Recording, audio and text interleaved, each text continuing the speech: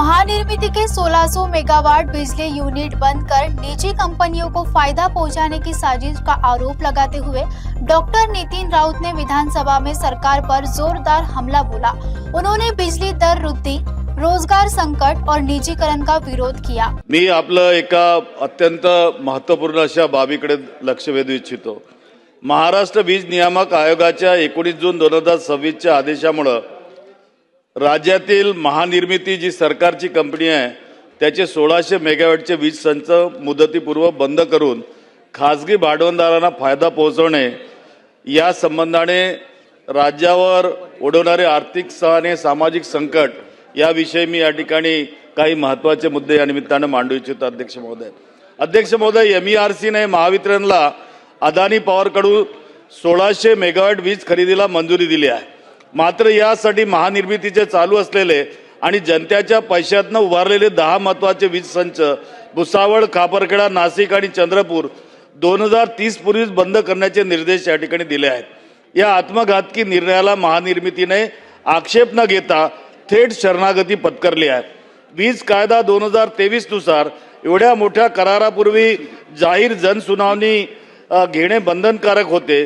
कर्नाटक सरकारने अशी जनसुनावणी घेऊन खासगीकरण रोखले। टाटा पॉवरला वीजची सहमती दिली नाही।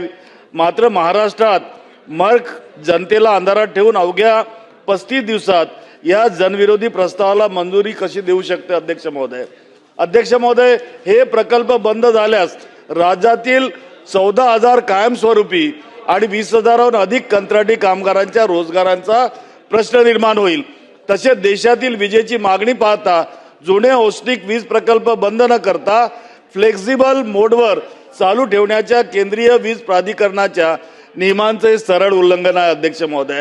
अध्यक्ष महोदय, आपल्या शेजारील गुजरात राज्य ज्याचा गवगव आपण करतो की गुजरात मॉडेल बघा, वीज वितरणाचं संपूर्ण नियंत्रण आजही सरकारी कंपन्यांकडे त्या ठिकाणी आहे आणि ते सुरक्षित आहे। मग महाराष्ट्रातच सरकारी वीज संस्थांचं खच्चीकरण करून संपूर्ण ऊर्जा क्षेत्र खासगी भांडवलदारांच्या घशात घालण्याचा हा कोणता डाव आहे? अध्यक्ष महोदय, आधी स्मार्ट मीटर, स्थिर आकार आणि इंधन समायोजन आकारामुळे FSC सामान्य ग्राहक होरपडत आहे। आता सरकारी स्वस्त वीज बंद करून खासगी कंपन्यांवर जर सोपवलं तर या संबंधी येथील नागरिकांना मोठा भुर्दंड सहन करावा लागणार। दुसरं असं महत्त्वाचं अध्यक्ष महोदय, याच आपल्या नियामक आयोगाने एक निर्णय असा केला, राज्यातील जे आपले वीज ग्राहक आहेत त्या वीज ग्राहकांकडनं या ठिकाणी विलिंग चार्जेस म्हणून त्या ठिकाणी वहन शुल्क वसूल केला जातो।